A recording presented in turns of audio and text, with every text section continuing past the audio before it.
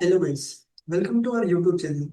अभी तक इस सीरीज में हमने देखा कि कैसे हम रिएक्ट का एक प्रोजेक्ट बनाते हैं और हर एक फोल्डर और फाइल का क्या मतलब है। उस सेकंड क्लास में हमने ये भी समझा था कि ये जो अगर इस प्रोजेक्ट को अगर हम रन कराएं, इसको रन कराने के लिए क्या करेंगे? npm run dev. ये आपका प्रोजेक्ट 5173 पोर्ट पे रन हो जाएगा। ये चीजें हम समझ चुके हैं। इस पोर्ट को कैसे चेंज करेंगे ये भी समझ चुके हैं। तो लास्ट क्लास में हमने ये भी समझा था कि यहाँ पे जो आपको कोड शो हो रहा है, ये ऐप डॉट जेएसएक्स की वजह से ही शो हो रहा है। और कैसे रिएक्ट का फ्लो वर्क कर रहा है, ऐप में जो कोड लिखा है, ऐप में जो कंपोनेंट बना है, वो मेन डॉट जेएसएक्स क्या कर रहा है, उस कंपोनेंट को ऐप डॉट जेएसएक्स से इंपोर्ट कर रहा है और उसे इस इंडेक्स डॉट एचटीएमएल में हमारे पास एक ड्यू है जिसकी आईडी रूट है, इसमें उस पूरे कंपोनेंट को इंजेक्ट कर रहा है। इसी वजह से ये सारा कोड हमें यहाँ पे शो हो रहा है। फिर नेक्स्ट चीज हमने क्या समझा था, अगर आपको ये कोड नहीं चाहिए तो आपको क्या करना है, ऐप डॉट जेएसएक्स का पूरा कोड हटा देना है। और अब आप यहाँ देखेंगे तो वो चीज हट गई। यहाँ पे आपको एक वाइट स्क्रीन दिखेगी। क्यों? ये आपने सारा कोड हटा दिया हो तो सिर्फ एक एम्प्टी ड्यू वहां पे आ रहा है जिसकी आईडी रूट है। इंडेक्स डॉट एचटीएमएल आपकी रन हो रही है तो ड्यू के अंदर कुछ इंजेक्ट ही नहीं हुआ, कोई भी चीज इसके अंदर इंजेक्ट नहीं हुई, तो आपको इसलिए स्क्रीन पे कुछ नहीं शो हो रहा है। अब आज की क्लास में हमें यह समझना है कि कैसे आप अपना कंपोनेंट बना सकते हैं। तो अगर आपको नॉर्मली एचटीएमएल में लिखना होता है तो आप टैग का यूज करके उसके अंदर अपना कोड लिख देते हैं। लेकिन ये हमारा जेएसएक्स है, तो जेएसएक्स के रूल के अकॉर्डिंग अगर आपको कोई कंपोनेंट बनाना है तो आपको एक जावास्क्रिप्ट का फंक्शन बनाना पड़ेगा। मान लीजिए हमने फंक्शन बनाया, फंक्शन,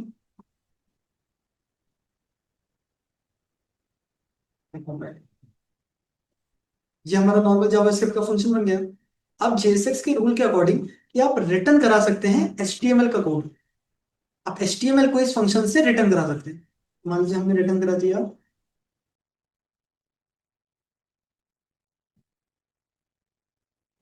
ये हमने यहाँ से रिटर्न करा दिया।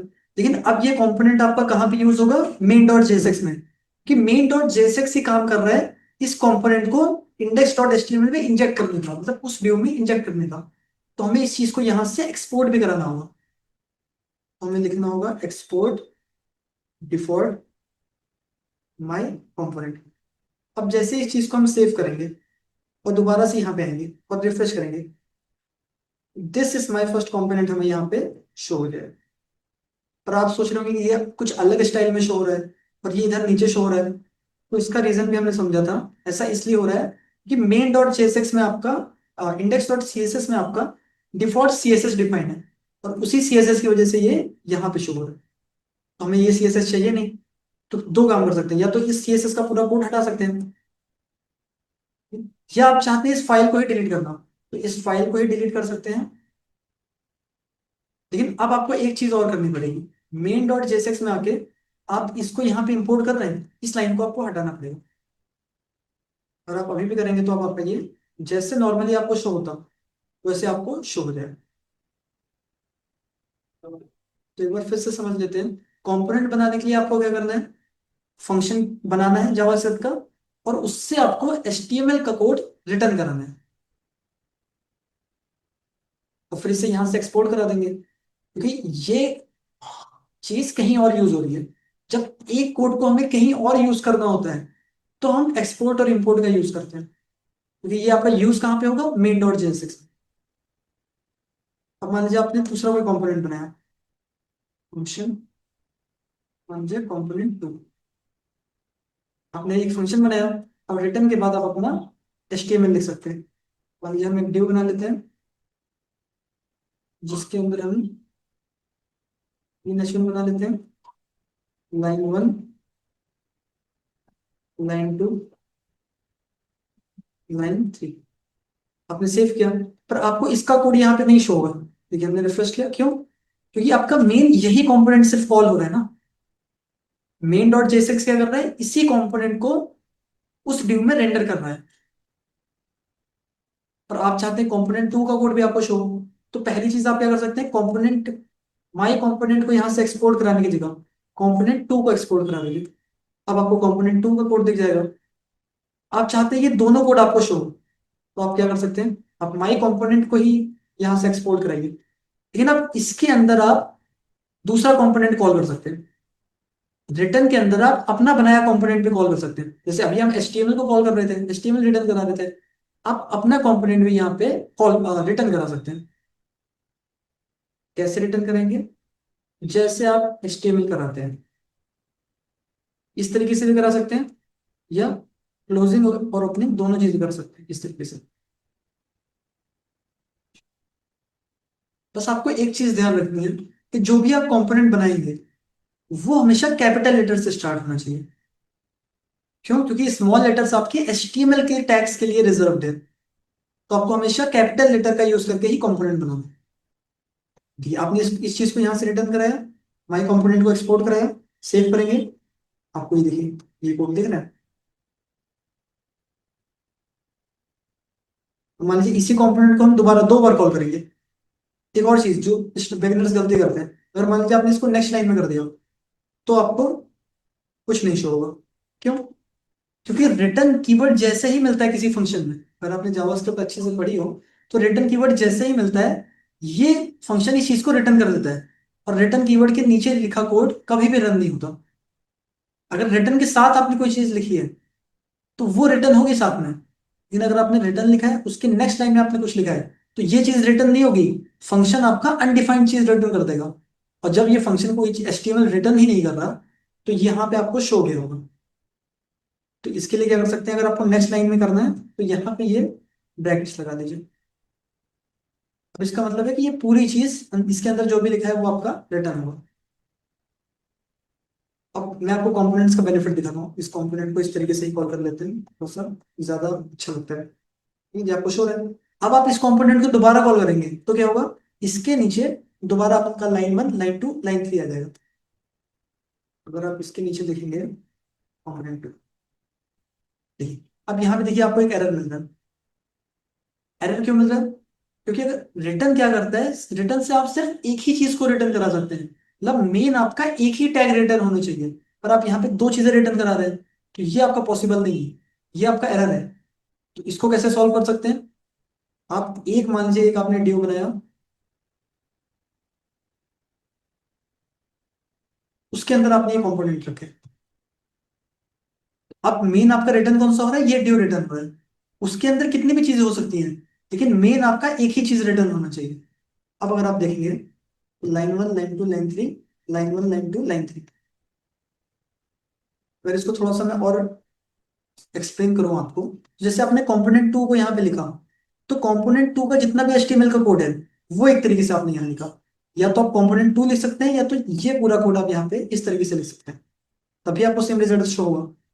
तो कंपोनेंट का यही मतलब कि इस पूरे कोड को आपने एक सिंगल कोड से रिप्लेस कर दिया, यही चीज आपका कंपोनेंट है।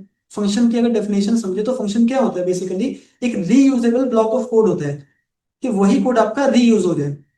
तो वही चीज JSX में आप HTML के साथ भी कर सकते हैं, HTML के कोड को आप रीयूज कर सकते हैं।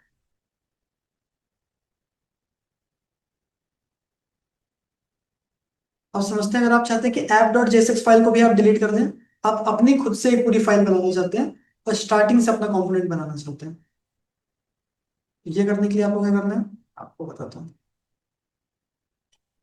सब चीज आप डिलीट कर देंगे, आप खुद से सब स्टार्टिंग से करना चाहते हैं। अब मान लीजिए आपने एक फाइल बनाई,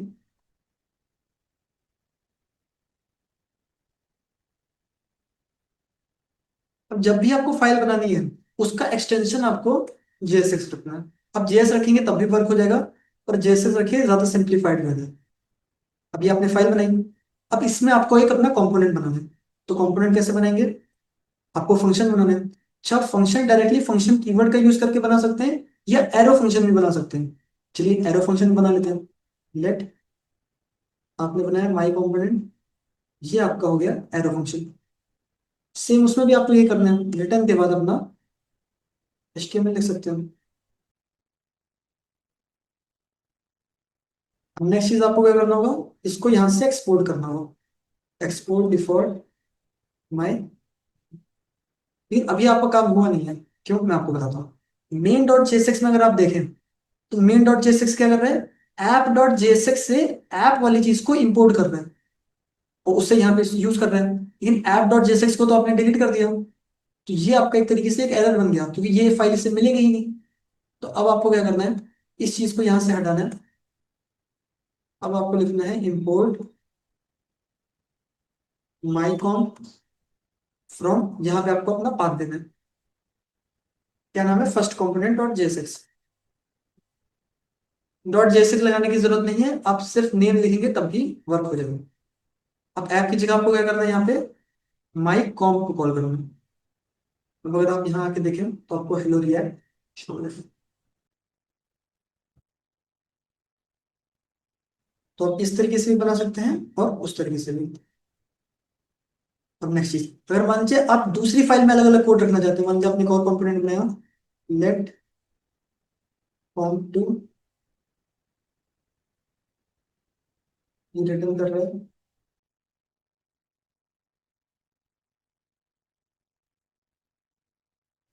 इसका कोड तो आपको शो नहीं होगा, क्योंकि आपका कॉल क्या हो रहा है, इंजेक्ट क्या हो रहा है, माई कॉम। अब इसके अंदर आपको ये भी शो करना है, कंपोनेंट टू का कोड भी शो करना है। तो क्या करेंगे, एक ड्यू के अंदर इन दोनों चीजों को रैप कर देंगे। ये अपनी एक ड्यू बनाया। अब इसके अंदर आप कंपोनेंट टू को भी यहाँ पे कॉल कर सकते हैं अपनी नॉर्मल एचटीएमएल के थ्रू। तो आपको हेलो रिएक्ट देखेगा, hello I am component two देखेगा। पर अब आप चाहते हैं कि इस चीज को आप दूसरी फाइल में करें। अगर आप एक ही फाइल में बहुत सारे कंपोनेंट बनाएंगे तो आपकी फाइल बहुत लेंथी हो जाएगी, उसे मैनेज करने में बहुत प्रॉब्लम आएगी। तो हम क्या करना चाहते हैं, आप इसके लिए एक नई फाइल बनाना चाहते हैं। तो आप एक नई फाइल बनाएंगे, किसी भी नेम से बना सकते हैं, मुझे कंपोनेंट टू डॉट जेएसएक्स। अब वो जो कोड है आपका, वो आप यहाँ से कॉपी करके यहाँ पे पेस्ट कर देंगे। इसको यूज करना है आपको दूसरी फाइल में, तो इसे यहाँ से एक्सपोर्ट करना पड़ेगा। एक्सपोर्ट डिफॉल्ट फ्रॉम, ये इस फाइल का काम हो गया।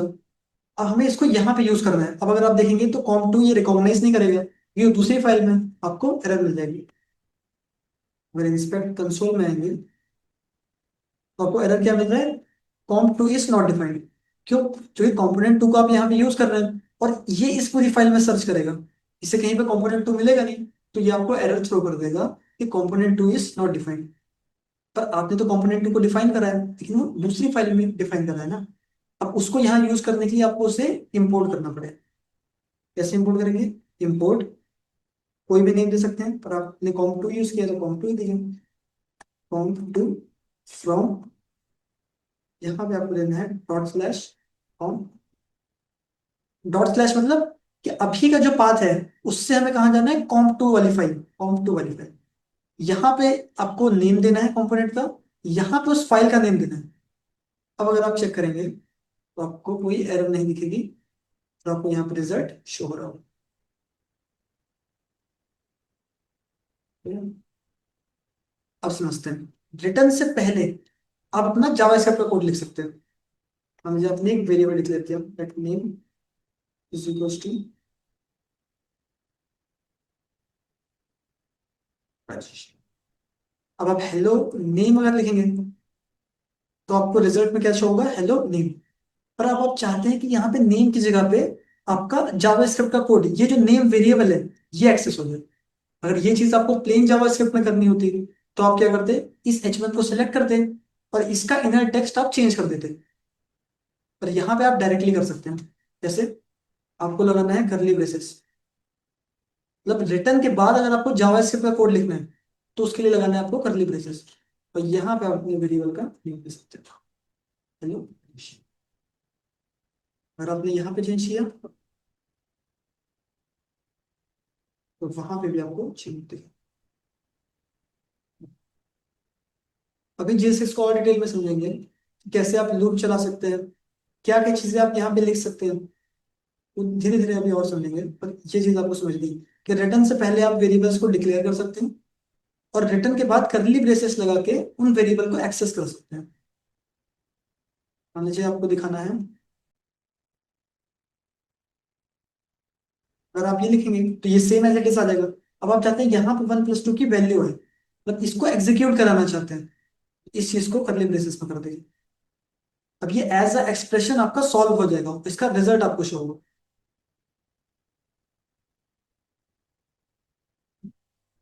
तो आज की क्लास के लिए इतना ही रखते हैं, इसके आगे की चीजें नेक्स्ट क्लास में समझेंगे। Thank you.